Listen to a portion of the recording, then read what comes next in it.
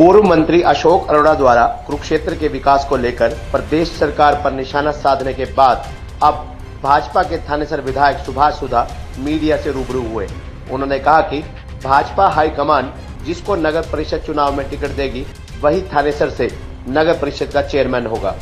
बता दें, भाजपा से थानेसर विधायक सुभाष सुधा ने पूर्व मंत्री अशोक अरोड़ा को अपना बड़ा भाई कहते हुए कहा कि पूर्व मंत्री अशोक अरोड़ा बड़े भाई का फर्ज निभाते हुए कांग्रेस पार्टी के नेताओं को संभालें और वह देखें कि कांग्रेस या इनेलो पार्टी से नगर परिषद चेयरमैन का कौन दावेदार होगा।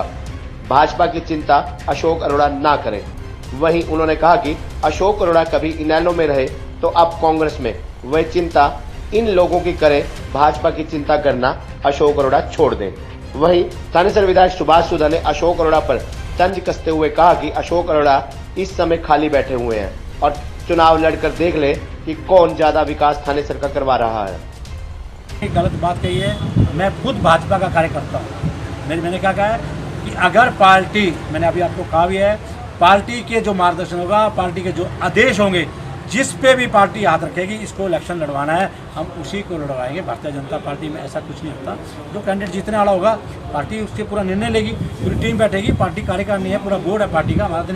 हमारे मुख्यमंत्री जी हैं, आदरणीय धनखड़ साहब प्रदेश अध्यक्ष हैं, उनकी अध्यक्षता में पूरी कार्यकारिणी स्टेट की बनी है। जो वो निर्णय लेंगे वो निर्णय मानना होगा। उसमें अशोक अरोड़ा कुछ नहीं कर सकता कि इसको टिकट मिलेगी या उसको मिलेगी। वो अशोक अरोड़ा तो अपना देखे, कांग्रेस में आके किस प्रकार से उसने कब्जा किया है और कांग्रेस में किसको टिकट जाना चाहता है। जो ILD से है उनसे दिलाना चाहता है या जो बेचारे कांग्रेस के कार्यकर्ता पुराने जिन्होंने पसीना बहाया है, जिन्होंने अनशन करा है, कि उनको दिलाना चाहता है, उनका टकराव है। हमारे यहाँ कोई टकराव नहीं है। भारतीय जनता पार्टी एक है, आगे भी एक रहेगी, एक होकर ये मुस्लिम कौंसिल का इलेक्शन लड़ेगी। मैं आपके समक्ष विधायक जी, एक सवाल है, जैसे गर्मी पड़ रही है, पानी का सत्र गिर रहा है, तो कुरुक्षेत्र के अंदर पानी की बहुत किल्लत का सामना करना पड़ रहा है। कॉलोनियों में पानी नहीं जाता, कारण क्या कि कंप्लेंट हमारे पास एक नहीं आती और पहले दिन में डेली जब मिलना, आप लोग प्रेस में मिलना कि सुधा जी लाइट खराब है, सुधा जी लाइट खराब होता था ना, ये है।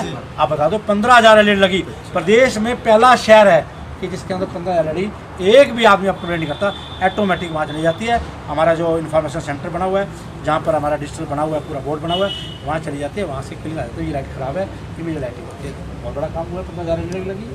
विधायक जी, प्राइवेट स्कूलों के बच्चों अभिभावक परेशान है, उसके मामले में क्या कहोगे? देखिए, वो हमने गवर्नमेंट के आगे बात रखी है। बहुत से प्राइवेट स्कूल चले गए हैं, हम क्या हाई कोर्ट भी गए हैं, सुप्रीम कोर्ट भी गए हैं। एक इशू बहुत बड़ा बन रहा है। उसके लिए हमने कल विधायक दल में हमने 5-10 विधायक इकट्ठे हुए थे। हमने एक मीटिंग रखी, मुख्यमंत्री जी का दिल्ली थे, 1-2 दिन में हमारी CM साहब से मीटिंग होने वाली है। उसके अंदर रखेंगे कि अभिभावक भी इसमें नाम क्या दिक्कत में है और प्राइवेट स्कूल इंस्ट्रक्शन ऐसी पास किया जाए हरियाणा सरकार की तरफ से जो क्लियर हो तो वो उन्होंने किस प्रकार से कार्य करना है। सर, वशिष्ठ कॉलोनी में जो कचरे की जो वैन आती है, उसमें जो लोग हैं, उनका जो रवैया है वो जनता के प्रति जो है बड़ा रुख जो अपनाते हैं, बेरुखा है।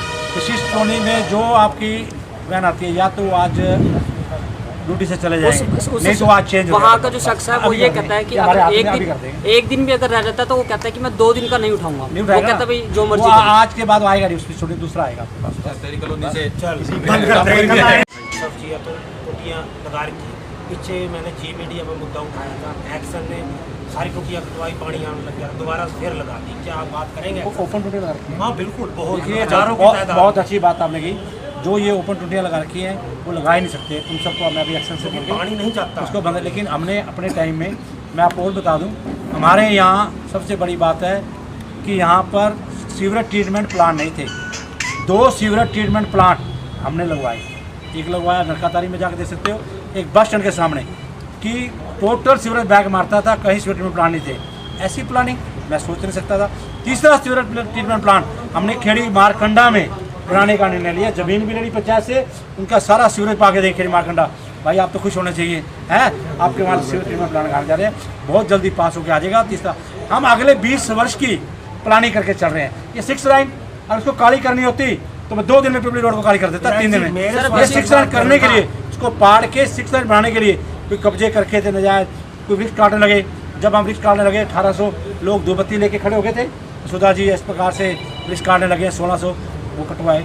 फिर उसके बाद पोल को हमने जितने पोल लगे थे वो पोल टोटल चेंज करने पड़े। वशिष्ठ कॉलोनी में भी जो पानी ओवरफ्लो हो जाता है, जो सीवरेज है, हर दूसरे तीसरे दिन का काम है, रोज़ फ़ोन करना पड़ता है। तो उसके लिए क्या कहेंगे, उसके लिए क्या आगे सुविधाएं? इसका बड़ा बुरा हाल नहीं, है, एक बात विधायक बहुत अच्छी बहुत ज़्यादा इन्होंने दिक्कत बहुत बहुत इन्होंने अच्छी बात की है।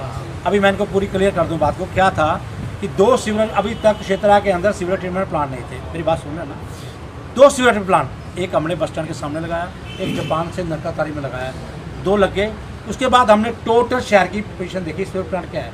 अब देखा जो बस स्टैंड के सामने सीवरेज ट्रीटमेंट प्लांट लगा है, ये बस स्टैंड के सामने, तो इसके अंदर क्या था, सारा सेक्टरों का जो है सीवरेज व्यवस्था का वहाँ डिस्पोजल होता था, ये आ गया। अब मोहन नगर, विशिष्ट कॉलोनी, साधु मंडी, इस एरिया सीवर प्लांट के लिए कैपेसिटी के लिए हमारा प्लांट ही नहीं था। उसकी पूरा सर्वे करवा के हमने कामरेड कॉलोनी, आपकी ये अपना खड़ी मारकंडा, इस सारे की प्लानिंग लेकर एक सीवर ट्रीटमेंट प्लांट खड़ी मारकंडा से जगह ली है, वहाँ नया वो लगाने जा रहे हैं। ये बस आपकी जो दिक्कत है बिल्कुल खत्म हो जाएगी। विधायक जी पानी का क्या करोगे, जो पानी नहीं जाता, आप क्या एक्शन लोगे इसके ऊपर? पानी जो नहीं आता, हाँ बिल्कुल नहीं आ रहा शाम को, आज़ाद नगर, शांति नगर, दीदार नगर, ट्यूबवेल नहीं लगाए। हो सकता है ट्यूबवेल कहीं मोटर खराब हो जाती है, ट्यूब खराब होता है, इमीडिएट हमारे पास पावर है, हम एकदम एक्शन को बोलते हैं कि वहाँ जाकर नया ट्यूबवेल लगा दो। अगर कहीं पे ऐसी रास्ता है, अगर ज़मीन पड़ी है, मुझे आप बताओ, इमीडिएट ट्यूबवेल नहीं लगा दें। ट्यूबवेल है ना, टूटिया अवैध लगी, उनको कटवाओ। अवैध टूटियों को मैं आज कटवा दूँगा। अच्छा आप मुझे बता दो, आज शाम को दीदार नगर, शांति नगर में दुनिया दीदार नगर, शांति नगर की अवैध टूटियों पे आज ही एक्शन हो जाएगा, कोई टूटी नहीं रहेगी, बस आज और कल 2 दिन में। विधायक जी, एक समस्या सबसे बड़ी जो स्कूलों की समस्या चली हुई थी, जनता से जुड़ा सवाल है, जो नेशनल हाईवे है जहाँ पे कूड़ा डंपिंग होता है, सुबह सुबह क्या है, किसी को चंडीगढ़ पीजीआई जाना पड़ता है या उधर से लोग दिल्ली जाते हैं, कूड़े को जला दिया जाता है पूरा हाईवे पे, धुआं। देखिए मैं अब आपको सबसे बड़ी बात है, जलाया जाता है, बड़ी दूर तक धुआं ही धुआं रखा था, जिस रोड पे हादसे भी हुए हाईवे, तो जहाँ डंपिंग करके जलाएं ना, धुआं हो जाता है काफ़ी। देखिए अगर आपने सजेशन दिया है, मैं उसको आज ही स्कूल लगा के उसको जलाएंगे नहीं, लेकिन क्या करें, हमारे पे जो ये टोटल क्षेत्र का कूड़ा इकट्ठा होता है, लगभग 60 से 80 टन होता था। आपके सामने था, मथाना गिरने लगे, मथाना के लोग खड़े हो गए, किसान खड़े हो गए, भाई देखो आपके सामने दिक्कत हुई, इमीडिएट मुझे मेरी जवाबदेही थी, इमीडिएट हमने पेवा के पास जगह ली, वहाँ भी लोग खड़े हो गए। अब ये हमने प्राइवेट किसी बेचारे की जगह ली है, अब यहाँ पर उसको सेग्रीगेशन करके गिर रहे हैं। अगर कोई ऐसी जलने वाली बात मेरे समक्ष आई है, NGT की तरफ से भी पूरी सेक्शन है, हम कूड़े को नहीं जला सकते। अब वो कैसा जला रहे हैं, मैं यूट्यूब पर उसकी पूरा। विधायक जी, कुछ सेक्टर्स के अंदर बाथरूम में बड़ी प्रॉब्लम आ रही है, 7 सेक्टर, 13 सेक्टर, 17 सेक्टर, बहुत ज़्यादा गंदे बाथरूम हैं, लेडीज़ को प्रॉब्लम आ रही है, क्या होगा? बहुत अच्छी ये भी बात की है। अभी तक मैं कहूँगा सेक्टरों के जो सफाई व्यवस्था के टेंडर थे वो नहीं हुए, 9 महीने से नहीं हो पाए। क्या कारण था कि हम लोगों ने ये लिया कि हर 600 मीटर पे एक सफाई कर्मचारी होना चाहिए, उसकी प्रपोजल बनाई, डायरेक्टर ऑफिस उसका रिजेक्शन लग गया, दोबारा फिर प्लानिंग करी, अब प्लानिंग करके वो ऑलमोस्ट 101% वो क्लियर होगी, फाइल होगी, आज या कल आएगी, उसके टेंडर लगाने वाले हैं। सफाई व्यवस्था का जो आप बता रहे हैं, टोटल जितने भी हमारे टॉयलेट हैं इसमें सेक्टरों में जितनी व्यवस्था है, आपको इसके रिजल्ट 1-1.5 महीने के बाद जब टेंडर लग जाएगा तो सफाई कर्मचारी आ जाएंगे। अभी हम सिर्फ जो हमारे रेगुलर सफाई कर्मचारी है उन्हीं से काम ले रहे, 2-3 दिन ले रहे हैं। लाइटों का हल वहाँ जरूर करवाएं, क्योंकि बाथरूमों में लाइटें तक नहीं। बाथरूम में देखिए ये व्यवस्था, चलान काटना भी मैं कहूँगा प्रशासन का काम है। प्रशासन को, अधिकारी को नजायज़ नहीं होना चाहिए, गलत नहीं होना चाहिए।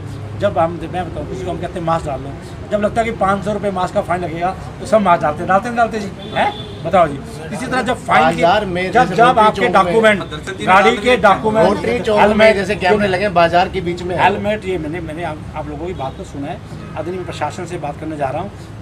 जो जिस प्रकार से आपने अच्छी बात रखी है, जो मेन मार्केट है, मेन चौराहे हैं, उनसे हम थोड़ा सा, मैं अभी SP से बात करके उसे हटाएंगे, दूर रखेंगे। जो आज जैसे यूनिवर्सिटी में बाहर से आ रहे हैं, कोई इधर से आ रहा है, पिपलोड से आ रहा है, वहाँ पे में रखेंगे। बाकी के लिए हम पूरी चेकिंग जो रखेंगे व्यवस्था करें। ये सुधारना पड़ता है कि यंग ब्लड है, यंग बच्चे हैं, बिना हेलमेट के चलेंगे, कोई एक्शन होता है तो उनके पेरेंट्स ही कहना यार उसको हेलमेट डालना चाहिए, डॉक्यूमेंट होने चाहिए। अब 18 साल से कम के बच्चे भी मेरे साथ से स्कूटी चलाते हैं, तो उनको अगर पुलिस का डर नहीं होगा तो फिर कोई एक्शन हो गए, वही माँ बाप पे दुखती होते बाद में। विधायक जी, जैसे कुछ व्यापारियों से रंगदारी मांगी गई, डॉक्टर से भी मांगी गई, अब आज ही 3 मर्डर हुए हैं शहर में, तो अपराध बढ़ने। देखिए ये अपराध नहीं बढ़ने का कारण नहीं है, अपराध का मैं बता रहा हूँ। अभी एक क्या हुआ, एक अभी सानी फार्म के हमारा कार्यकर्ता था, हमारे परिवार से बच्चा है, मैं अभी वहाँ हॉस्पिटल से हो गया हूँ, उसका जो डेथ हुई है वो एक वहाँ पे एक होटल था, होटल में वो लोग बैठे थे, वहाँ को झगड़ा हो गया हमारी सी बात पे, तो वो जो होटल मालिक था उन्होंने भी पी रखी थी, जो उनके जो एम्प्लॉइज थे वो मेरठ से थे, उन्होंने पी रखी थी, उन्होंने उसको मार के वो एक्शन दिखाना चाहते थे, लेकिन पुलिस ने उसको सॉल्व कर दिया, तीनों को अरेस्ट कर दिया है। इस प्रकार का झगड़ा तो कभी भी गुस्से में हो सकता है, वहाँ भी हुआ। अभी एक जो अभी यहाँ पे हुआ था शांति नगर के पास, मैं वहाँ भी उनके अभी होकर आया हूँ, वो झगड़ा भी क्या हुआ है कि वो झगड़ा क्या हुआ है, वो शराब का एक कुर्ता है, वहाँ पे वो बैठते थे पीते थे, वहाँ झगड़ा हो गया उनका, उनको भी हमने अरेस्ट करा दिया। दोनों सोल हो गए, वो भी अरेस्ट हो गए, वो भी अरेस्ट हो गए। तीसरा भी मेरे पास केस आया था अमीन का। अमीन के अंदर भी वो ट्यूबवेल पे रात को गया था 12 बजे के आसपास और ट्यूबवेल पे उसको मारा गया है। उसके लिए मैंने एसपी साहब को कहा कि कितनी भी टीम लगानी पड़े, तीसरे केस पे हम सोल्व करके रखेंगे, तो हम ऐसा कुछ नहीं होंगे। ये वारदात आज तक नहीं हुई थी।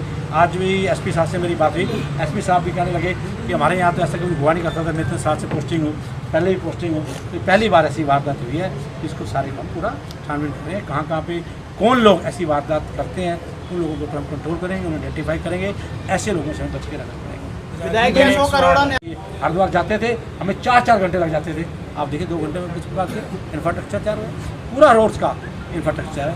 और फिर भी मैं कहूँगा अशोक अरोड़ा जी से मैं रिक्वेस्ट करूँगा, आप समय समय पर आप कह रहे हैं ना, मुझे बताएंगे कुरुक्षेत्र की ये समस्या रहेगी, आपका छोटे भाई के नाते उस समस्या को मैं विधानसभा में, चाहे मुझे मुख्यमंत्री के हाथ पकड़ कर करवाना हो, उसको करवा के लाऊंगा। आप मुझे बताइए, आप तो ये बताइए कि ये समस्याएं रह गई हैं, उसका हल करना मेरा काम है, तो मेरा उत्तरदायित्व है, मैं यहाँ का विधायक हूँ।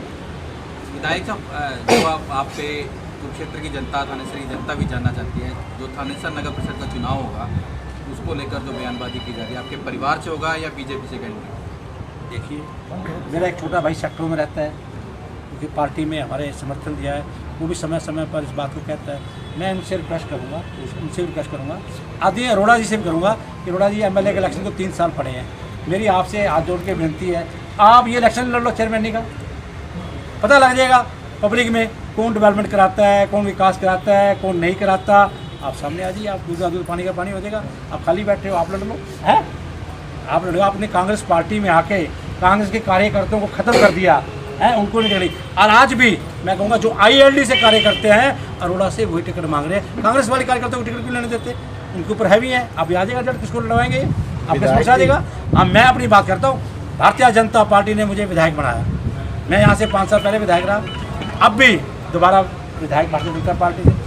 पार्टी के जो देश होंगे वो मान्य होंगे, पार्टी जिसको भी टिकट देगी उसके ऊपर हम उसको इलेक्शन करेंगे, पार्टी के देश के बना। और ख़ासतौर पे मैं तो इस बात की बड़ी आपके मुबारकबाद दूंगा, मैंने फ़ोन भी किया था आपके माध्यम से भी और कुछ जनता से, अशोक अरोड़ा जी का पोता है, उसकी बहुत बहुत मुबारकबाद।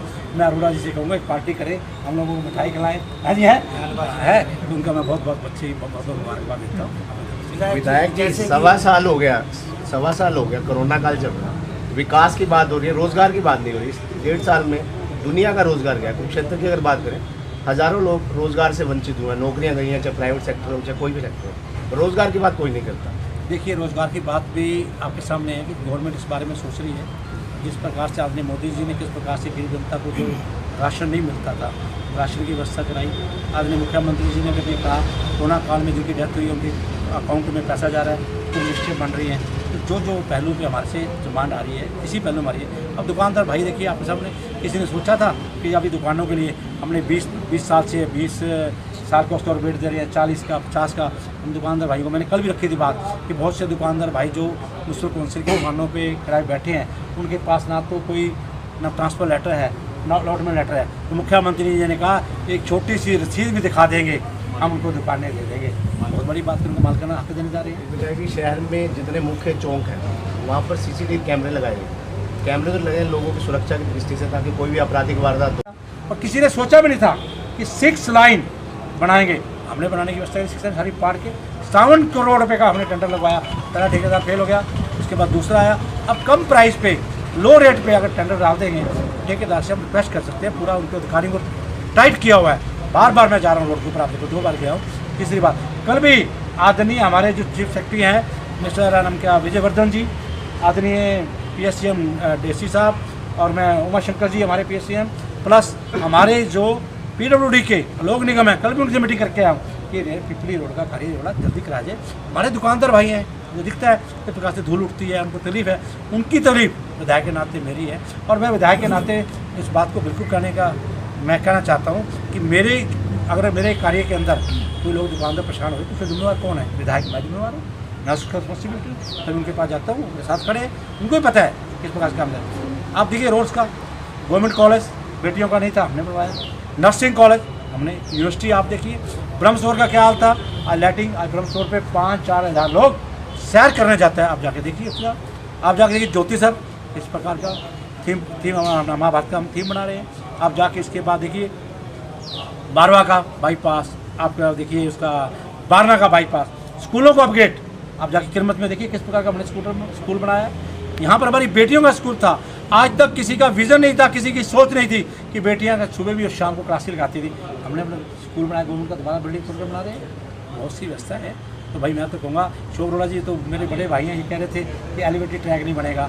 आप जाके देखिए एलिवेटेड ट्रैक का कैसे काम चल रहा है। एक चीज़ डिमांड रहेगी थी लोगों की, क्योंकि ये हैवी व्हीकल आता था, अभी जिंदल चौक, जिंदल रोड वाली रोड है बिल्कुल टूटी पड़ी है, अब देवीलाल पार्क वाली टूटी। मैं एग्री करता हूँ, मैं जो सड़कें नहीं है, टोटल सारी सड़कों के टेंडर हमने बिल्कुल यहाँ से एस्टिमेट बना के टीम बना के पूरे के पूरे डायरेक्टर ऑफिस से मैंने अप्रूवल ले ली है, लगभग 16 करोड़ रुपए की अभी सेंक्शन हो रहा है। डायरेक्टर ऑफिस से आज पास हो गया, आज फाइल चीफ मिनिस्टर पे जाएगी, वहाँ से होके इसका फंड आने वाला है। कोई भी सड़क नहीं बचेगी, इस पर कार्य नहीं शुरू हो जाएगा। अगले महीने में लास्ट में सारे कार्य हम शुरू करा देंगे। हम एक चीज़ को पहलू में हम मास लीडर हैं, हम जाते हैं सड़कों में, पता है कहाँ पे टूटी हुई है, क्या हमें पता है, हम लोड़ी नहीं है इस बात की। इसलिए मैं कहता हूँ बहुत चीज़ें हमने सुधारी हैं। कभी जहाँ पे हैवी व्हीकल चलेगा, एक बाईपास बन जाएगा, जो हमारा हैवी लोड आ रहा है वो लोड आने का बंद हो जाएगा, वो बाईपास के। अब बाईपास की बात कर रहे थे कि बाईपास है, बाईपास की आप देखिए मेरी वीडियो देखना, भाई बैठे पत्रकार जाते भी बैठे बड़े आप सब बैठे हैं। मैंने समय समय पर, कभी ऐसा नहीं होगा कि विधायक दल की मीटिंग, चाहे मीटिंग थी हमारी नाम क्या विधानसभा में, मैंने उसकी आवाज़ उठाई है। आप देखो, आपने देखा हो सारा आवाज़ उठाई है जी, हमेशा आवाज़ उठाई है। उसके बाद आपने मुख्यमंत्री जी ने, मैंने क्वेश्चन पुट करा, उसके अंदर मेरे पास आया कि अभी बाईपास की कोई प्रपोजल नहीं है। इमीडिएट मैंने मुख्यमंत्री जी को शाम को मिला, मैं कहा मुख्यमंत्री जी मेरे पर क्वेश्चन लगाया था, उसकी ये प्रपोजल आई कि उन्होंने मना करा। तो मुख्यमंत्री जी ने तुरंत आदमी हमारे सेंट्रल मिनिस्टर गडकरी जी को लेटर लिखा इसके बाईपास के लिए। अभी मुख्यमंत्री जी 2 दिन के लिए दिल्ली में गए थे, आदरणीय हमारे सेंट्रल मिनिस्टर नितिन गडकरी से मिल के आए, उन्होंने भारतमाला 2 में इस बाईपास को डाल दिया। आप देखिए, मैं पूरे देश की तरफ से, क्षेत्र की जनता गया, पूरे देश की जनता इस बात का धन्यवाद करेगी। आदरणीय सेंट्रल मिनिस्टर गडकरी जी, नितिन गडकरी जी, जितना इंफ्रास्ट्रक्चर रोडों का तैयार किया है, रोड का आज तक नहीं हुआ। आप देखिए नार रोड का बाईपास हमारे यहाँ से कैसे बन रहा है। आपकी वाइफ लड़ेंगी, भाजपा के अंदर परिवारवाद है, उसको लेकर देखिए, पहले मैं म्यूनसिपल कमेटी का मेयर रहा, पहले तो मैं आप सबका धन्यवाद करता हूँ, आप बहुत देर से यहाँ बैठे, आपका बहुत धन्यवाद। पहले तो मैं खुद यहाँ से मेयर रहा 5 साल, अशोक अरोड़ा जी मेरे साथ थे मेयर बना। उसके बाद अगली बार फिर मेरी वाइफ ने बनना था, बाई चांस नहीं बन पाई किन्हीं कारणों से। अरोड़ा जी ने इसमें क्योंकि 22 काउंसिलर मेरे जीते थे। उसके बाद लगातार मैडम 3 टर्म पे यहाँ पे क्षेत्र में चेयरपर्सन रही, उनका साथ चले, और मुझे भारतीय जनता पार्टी ने यहाँ से टिकट दिया, MLA रहा दोबारा, फिर सेकेंड टाइम में मैं MLA यहाँ से। मैं एक बात कहूँ कि लगातार हमने यहाँ पे संघर्ष किया, संघर्ष से यहाँ से आज चेयरमैन नहीं और MLA शिप हमने यहाँ आप लोगों ने दी, आप लोगों के सहयोग से। आप बड़े भाई अशोक अरोड़ा जी का मैं बहुत उनका मार्गदर्शन है, उनका बड़ा धन्यवाद करता हूँ। वो एक बात कहते हैं कैसे से परिवार में, मैं एक बात कहूँ, अशोक अरोड़ा जी ILD में थे, ILD से चौधरी ओम प्रकाश चौटाला उनको तीसरा बेटा मानते हैं। 2 उनके अभय सिंह और अजय सिंह, 2 उनके बेटे थे, तीसरा बेटा अशोक अरोड़ा को माना। और मेरे ख्याल से बहुत वर्षों तक उन्होंने पार्टी का प्रदेश अध्यक्ष बना के रखा, बहुत बड़ा मान सम्मान दिया, इससे बड़ा उनको मान सम्मान नहीं। और मैं तो जीवन में भी सोच नहीं सकता था कि अशोक अरोड़ा जी ILD पार्टी छोड़ देंगे, तो मैं भी जीवन में सोच सकता था, मैं सोचता था जब इतना बड़ा उन्होंने छोटे से इतना एक पौधा लगाया था, तो बड़ा वाटर वृक्ष अशोक अरोड़ा को बना दिया, प्रदेश तक बढ़ाकर परिवहन मंत्री बनाया, स्पीकर बनाया, इवन देन कि उनको मार्केटिंग बोर्ड का चेयरमैन बनाया, इतना बड़ा उनको बोल दिया जिस बुजुर्ग ने उनको दिया सेवा। आज वो ये बात कहते हैं और वो आके कांग्रेस में चले गए। कांग्रेस पार्टी में क्या आप बताइए, बहुत ऐसे युवा साथी हैं, बहुत बड़े बड़े जो पड़े हैं कांग्रेस पार्टी में, मैं उनका नाम दूँ तो वो लोग क्या कांग्रेस पार्टी से इलेक्शन लड़ना चाहते थे, वो MLA नहीं बनना चाहते थे। उन सब की आशाओं को मार कर अशोक अरोड़ा कांग्रेस में आकर खड़ा हुआ। वो बेचारे आज तक अनशन करते रह गए कांग्रेस पार्टी के, और वहाँ जाके इसने MLA का इलेक्शन लड़ा और वहाँ भी हार गया। आज मैं उसको फिर कहता हूँ, उनकी अगर मन की इच्छा है तो देखिए वो MLA शिप तो हार चुके हैं, लेकिन मैं चाहता हूँ, वो चाहते हैं कि क्षेत्र की डेवलपमेंट नहीं हुई, इसलिए अब चेयरमैन का इलेक्शन आ रहा है, दोबारा फिर से आ जाए, आगे देखने किसने विकास किया किसने नहीं विकास किया, जब मर्जी आके कर सकते। और बड़े भाई को बड़ा दिल रखना चाहिए, उसको तो जिस प्रकार से विकास की बात करते हैं, मैं उनसे अनुरोध करूँगा बड़े के नाते मेरे साथ चलें। उनको यहाँ एक दिन कहूँगा, इन्वाइट करता हूँ, चाय कप लाता हूँ। वो तो कहते हैं एलिवेटेड ट्रैक नहीं बनेगा। आप जाके देखिए एलिवेटेड ट्रैक का काम शुरू हो रहा है मेरा, इतने जोर से शुरू है। क्या हालात थे केडीपी रोड के, क्या रेलवे रोड भी कहते थे, अनशन करते थे रेलवे रोड नहीं बनेगी। जब रेलवे रोड के ऊपर गोल बैंक के पास कहीं भी आप जाते थे तो इतने खड्डे होते थे, निकल नहीं सकते थे। मैं एक बताता हूँ, मेरी एक टीचर थी, मैं एक जगह फिजियोथेरेपी के पास बैठा था, वो टीचर ने फिजियोथेरेपी करा के बाहर आई, बाहर आके मैं निकली तो उसके हंसी और उसके आंखों में आंसू थे। मुझे कहने लगी विधायक जी मैं आपकी आधा घंटा वेट कर रही थी। मैंने बहन जी किस लिए? कहती मैं टीचर रही, प्रिंसिपल रही, जब मैं इस सड़क से निकलती थी तो मैं सलवार को उठा के जाती थी। मैं ये कहती थी दुकानदार बैठे हैं, कोई शहर का भाई कोई नहीं है, मालिक नहीं है। वो वक्त था जब वो मंत्री थे।